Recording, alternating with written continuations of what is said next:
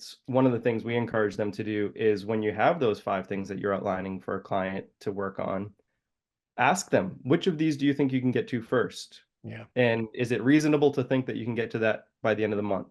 Because we want to put it into this system that we're using to track it, and it's going to send you reminders about it accordingly. That does a couple of things. It spreads out those 5 things into a kind of shared agenda where the clients have buy-in on when these are going to get done, not just agreement on what needs to get done and why, but also some buy-in on when. It Yeah. gives the client an opportunity to push back if there's any hesitancy, because having an agreement with your advisor to do something and have it be more open-ended about when it's going to get done, you don't really feel like you need to push back if it's not a top priority. But when they say, okay, so that'll be done by the end of next month, that's when you might have some more honest feedback from a client that it's really not something that they're intended to work on. And then what it happens is it gives the client some framework for. Welcome to AFO Wealth Management Forward, a podcast powered by Arrowroot Family Office that's at the intersection of accounting, wealth management, behavioral finance, technology, and entrepreneurship. We help accounting firms and financial advisors grow their practice by going beyond the numbers as we learn from industry leaders and subject matter experts to discover the secret to their success. A podcast that highlights everything from the transformative power of AI to embracing the human-first approach of behavioral finance to help you understand the psychological and emotional relationships to money and meaning. Here is your host, Rory Henry, Director at Arrowroot Family Office and author of Holistic Guide to Wealth Management. All right. Hello, everyone. I have another phenomenal guest joining me today. He has been designing and developing web-based products for over 25 years. He's the co-founder and CEO of Nudge, which is a top-rated platform for advice engagement. It helps advisors optimize for better client outcomes with less stress along the way. So without further ado, let me introduce our guest, Dave Connolly. Dave, welcome to the show. Thanks for having me, Rory. It's a pleasure to be here. Yes, Dave, I have signed up for Nudge. I get nudged every so often there. I'm fascinated by nudge theory. Obviously, the folks on our show hear me talk about behavioral finance quite extensively here. So before we kind of get into nudge theory and approaches that we can use to really help our clients out, why don't you give our audience a quick background and on what led you to develop Nudge here? Yeah, thanks. So my co-founder, Sean Erickson, and I have known each other for 30 years now, and Sean's a financial planner here in Boston. Sean started his firm, Single Point Partners, about 15 years ago. Prior to that, he was at a larger firm, mostly managing investments for his clients. And what happened was his clients would come to him looking for advice outside of their investments, and he never felt like he could give sound advice because he didn't understand the full makeup of their financial picture. So he started his own firm, Single Point Partners, with the intent to have that holistic approach to wealth management. And with that, they also recognized that it was no longer sufficient just to give investment advice, but that his clients were looking for help with all different aspects of their financial lives. The thing with that more robust service offering is that most of the things that you're advising clients on outside of their investments are things that they need to go take action on themselves. You don't have discretion over all of that. So a lot of the advice is dependent upon the client actually implementing it. And he and his team realized pretty early on that it was no longer sufficient just to give sound advice, but that they were also responsible for that role of helping to implement. So Sean and his team were regularly nudging their clients via email and phone call and following up, often apologetically and timidly saying, sorry to bug you a third time about this, but just wanted to remind you that this was something you agreed to do. And invariably, his clients would say, please don't apologize. This is exactly what we need. We need you to hold us to task. This is, why we're working with you. So he recognized that the clients needed this help, that they appreciated the value that it was providing, but simultaneously, he and his team were drowning in the process. They talked about sifting through old emails, trying to figure out what had been actioned and what was still outstanding, leaving reminders for themselves to follow up and remind clients about different things. Sean talked about even losing sleep at night, worrying that maybe they were forgetting to remind a client about something important or time sensitive. So that's where I came in. That was the impetus for Nudge, was this conviction that we could create a platform that would help clients get more done and help advisors have a better process for managing all of that. Yeah, and we are nudged in most facets of our lives, whether it's we're on a website and they're nudging us to pick, one option or the other, whether we're at the supermarket and we have certain foods at eye level that they want us to buy. Can you Right. kind of talk about the behavioral science aspect of nudge theory, and how you kind of saw that and figure out a way to put that into a software and formulate that to help advisors, with the implementation process for a lot of stuff? Sure. So a lot of nudge theory, and to be fair, I'm no expert on the behavioral components of this, but my understanding is that a lot of nudge theory is about choice architecture and encouraging people to make the right decisions without preventing them from having their own autonomy over those decisions. We use the term nudge on the kind of far end of that spectrum to help clients overcome the status quo bias, to take action, to move from a place of inaction to action, which is really what most people who are engaged with some professional service provider for advice are looking for, whether that's engaging with a trainer at the gym or a dietitian or a therapist or a financial advisor. Most often people are trying to move from a state of inaction to action. And what that means is they have to overcome that status quo of inaction. And that's when nudging people via reminders sent at the right time and in the right way can really have an impact. And that's what we're focused on, is helping people do the things that they want to do, but they don't have a system for managing. And that's really what it comes down to, is having that system for managing it all. Yeah, setting up those guardrails. I mean, part of nudge theory is, for instance, setting up the auto enrollment, right, which is increased enrollment in retirement plans. And I saw some other examples being, I think they made it simpler for the financial application for college students, which increased college enrollment. Yeah, setting the default to the value that's most beneficial for the consumer or for the client or whatever else is hugely powerful. Are you an accountant looking to generate more revenue and secure your future success as automation and artificial intelligence revolutionize the accounting profession? If so, contact us at AFO Wealth Management Forward. We specialize in helping accountants and advisors just like you build a custom brand to pinpoint your optimal clientele, generate highly qualified leads through our data-driven digital marketing, and execute wealth management growth services to bring more value to your firm and your client's life. Our strategic approach to branding, marketing, and wealth management is carefully tailored to attract ideal clients, increase customer retention rates, and cultivate lasting relationships with clients across generations. Visit wealthmanagementforward.com to book your free consultation to find out how you can elevate your practice. And that's already been proven time and again with enrollment in 401k plans and beneficiary plans and things like that. What we're recognizing is that when people engage with a financial planner or an accountant or other professional service providers around their finances, the things that their advisors are asking them to take action on live outside of their normal routines, right? We all have systems in place for getting our kids to school in the morning and getting through our work day and getting home and getting dinner on the table and whatever else you normally do during that day. And the thing that your financial advisor is asking you to do is usually novel and unique and something that you haven't done before, something that you have to devote time and energy to. And it's the easiest thing to push off to the next day or the next day or the next day. And that's when reminders can really have an impact, to know that these things are not going to go away, that they're going to stay on your radar until you take action on them, can be really powerful. And to have a system to check in and see where things are at and what's up and coming. It's just really been exciting to see the impact that it has.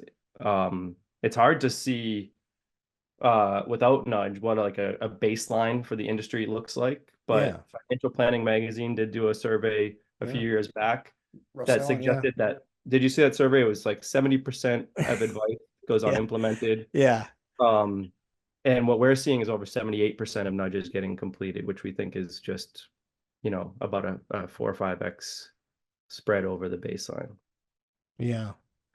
I mean, it's tough for clients, right? It's why we always try to break things down into digestible pieces, right? That they can do.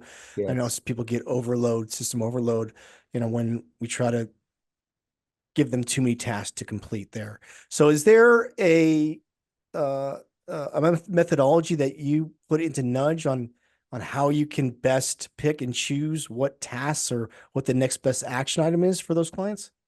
Yeah, so we're not trying to replace the advisor. Obviously, we think that the advisor is going to be the right person to decide what their client should be working on.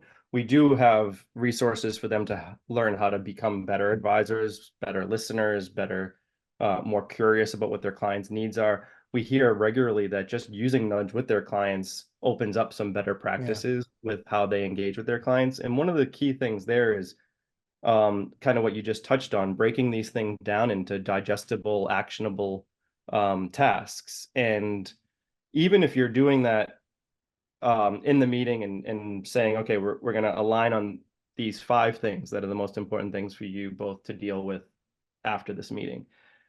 Sharing those 5 things in one list and say, okay, here's your list of 5 things isn't really breaking them down into 5 things. When advisors use Nudge with their clients, one of the things we encourage them to do is when you have those 5 things that you're outlining for a client to work on, ask them, which of these do you think you can get to first? Yeah. And is it reasonable to think that you can get to that by the end of the month? Because we want to put it into this system that we're using to track it, and it's going to send you reminders about it accordingly. That does a couple of things. It spreads out those 5 things into a kind of shared agenda where the clients have buy-in on when these are going to get done, not just agreement on what needs to get done and why, but also some buy-in on when. It gives the client an opportunity to push back if there's any hesitancy, because having an agreement with your advisor to do something and have it be more open-ended about when it's going to get done, you don't really feel like you need to push back if it's not a top priority. But when they say, okay, so that'll be done by the end of next month, that's when you might have some more honest feedback from a client that it's really not something that they're intended to work on. And then what happens is it gives the client some framework for the system like that I was talking about for when things are going to get done. So they can leave that meeting and not feel like they have this overwhelming list of 5 things that they need to deal with, because they know they've been spread out and I don't need to deal with any of it until the end of the month. Right. They have those actionable next steps that actually have an expiring time frame on those. And that's where that nudge comes in. That's why I love the name Nudge, because it gives them just a courtesy, touch point. Like, oh, hey, remember we talked about this and we agreed upon this? And it's a way for them to, okay, I understand what I need to get done. It's, back in the back of their mind. And it gives them the ability to maybe follow through on that, more likely to follow through on that if then it wasn't, in that system, like a nudge. Yeah, I mean, the beauty of it is it's not in the back of their mind. It used to be, but now it's in Nudge. So Nudge is like this bookshelf that's going to throw a book at you when things near their due dates, where you don't have to give up that cognitive energy. We work with Dr. Moira Summers, who's she's on the podcast. Yeah. Oh yeah, she's the best. Advice and she's that sticks, on our team as our behavioral strategist, right? Author of Advice That Sticks, the founder of Money, Mind, and Meaning. And she obviously can speak to this more eloquently than me, but she talks about the Zeigarnik Effect, which is this recognition. Did she talk about that on your podcast? No, but I've studied it. I think I've talked about it a couple times. But go for the audience. Explain it if you want, Dave. I'll do my best. But my understanding is it's this recognition that the things that we know we need to deal with have a cognitive drain. And the analogy that Dr. Summers uses is appliances that are plugged in around the house. Yeah. Even if the TV's not on, it's still trickling some energy off the power grid. They call them energy vampires. Yeah. And she equates this long list of things that we know we need to deal with as cognitive energy vampires. Yeah. And around the house, the way to alleviate that is to unplug the TV. But cognitively, the way to alleviate it is to put things into a list. Ideally, a list that has some structure to it. And even more ideal is a list that's going to send you reminders about the things that you're responsible for. And now you don't have to think about those things. You don't have to have them in the back of your mind, having that kind of weight. Instead, it's over here and it's accounted for appropriately. I think the story it was an Austrian psychologist, which was at a dinner table with a bunch of colleagues. And the waiter was able to recall everybody's order. And the food came out, they ate it. And then the Austrian psychologist, I think Zeigarnik, asked the waiter after the food already came out, hey, do you remember everybody's order? And the waiter couldn't remember the order because once the task is finished and done, you don't need to remember it to anymore. remember Yeah. it, right? Yeah. And so that's the power of the Zeigarnik effect. Yeah. Great. But in the meantime, it's In the weighing meantime. heavily on you, right? Yeah, yeah. On the way from the table to the kitchen, the waiter's thinking over and over, running that list through his head, thinking, or her head, thinking, I gotta remember this. And that's what happens when clients leave their meeting with their financial advisor, is they leave with the weight of that list. But if you put it into a system like Nudge, then that weight's relieved. Yeah. So we have that system as a financial advisor, really an accountability partner here. Can you talk about that importance of being that accountability partner, Dave, and working with clients to get these tasks, completed, implemented? Yeah, I think there's a couple of things that play into it, right? And I think medicine is a good example of this, as well as finance, but often the best advice is preventative advice. But preventative advice is also often the hardest advice to follow. Yeah. And I think what happens is, at least from my understanding, is when people meet with their financial advisor, just going to that meeting, whether it's on Zoom or in person, that alone can be challenging or stressful, right? You're opening up past mistakes, you're admitting to missteps, you're potentially on a different page than your significant other about what is actually important or what you want to pursue. And then you get out of that meeting and you don't realize that that's really the start of the work, right? I mean, the meeting itself, and the science shows, right, that it reduces motivation because you believe you've, accomplished at least something, right? Because you went to the meeting. Exactly. But very rarely does the meeting itself translate to actual changes. Outcomes, and the changes, the outcomes, the optimizations have to happen after that by taking action. Yeah. And what we've learned is that sharing that list of open items, that might work for some percentage of the population. I hear regularly whenever I meet with advisors, we have some clients that just get stuff done. Like they'll get out of that meeting and they'll bang out the 4 or 5 things that we've agreed to take action on in the next week. But they're such a small percentage. The vast majority are like the rest of us, where they push things off. And what we learn is that, well, I should say this, I've yet to meet an advisor that likes this part of the job, personally following up with their clients, reminding them about the things that they've agreed to take action on. Yeah. And what we've learned is that the automated reminders, for whatever reason, are kind of this sweet spot where it does the thing where the client isn't stressed that they're wasting their advisor's time chasing them down to do something, but they also know that it's not going to go away until they take action on it. And meanwhile, the advisors can see across their client base at any given time where everything stands, which is really powerful. We've heard from advisors over and over again that just that, being able to see, which clients or households are letting things slip, and if that's abnormal for them, that often can kind of raise a flag and say, hey, maybe we should check in with this household and see what's going on. It helps with retention, right? Yeah, and it might bring to light something that you didn't even know that household or that client was dealing with. Yeah. But you saw that they were falling behind on the things that they agreed to take action on. And then just being able to prep for a review meeting and see exactly what the client has done and what they haven't done, so that you don't have to start those meetings by asking them, so of the 5 or 6 things we outlined for you last time we met, where are you at? Right. And I mean, just relieving that stress for the client to have to go into a meeting and report back on all the things that they didn't get done, like going into the principal's office almost. Yeah. Being able to start meetings on the same page is really powerful as well. Yeah. I mean, I always use the dentist analogy, especially for those accountants in the audience, have difficulty having people get their tax documents together, because going to their CPA might be like going to the dentist at times. But it's funny because I think it was Dr. Maura Summers on our podcast where she talked about the preventative measures, like flossing every day is a lot more difficult than if you have an abscess tooth that you need to go to the dentist immediately, right?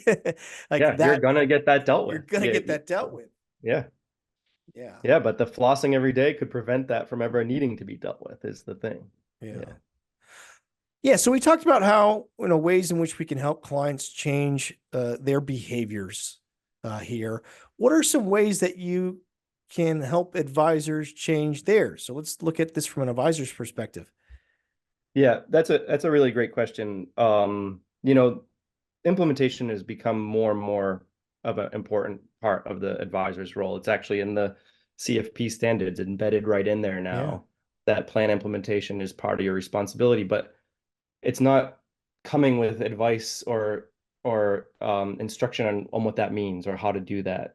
And I hear over and over again that advisors are just like Sean and his team drowning in that process of trying to make sure that their advice is properly implemented. yeah, And I think, like we're trying to do with end clients and change their behavior to optimize for better outcomes, it really does have to start with the advisors being willing to make changes themselves.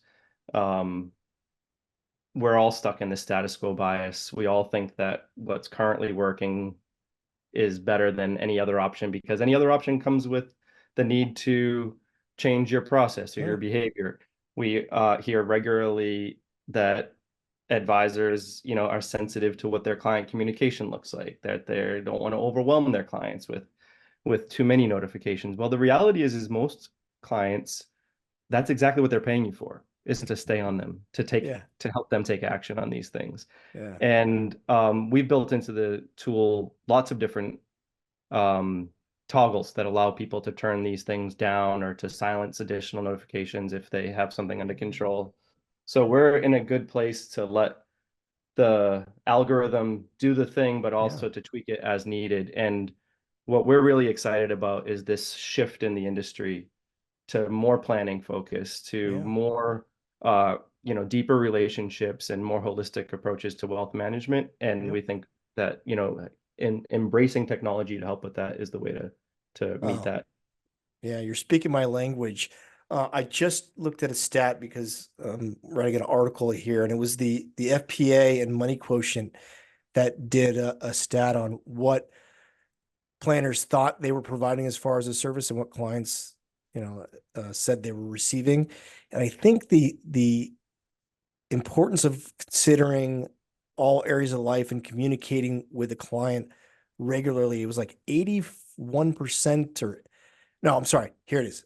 It was the planner contacts the client on a regular basis to see what changes are happening in their life or within their financial plan. It was like 85% of planners thought they were doing it, and only 39% of clients said they were receiving it. So that was one of the biggest studies to come out in the last couple of years here.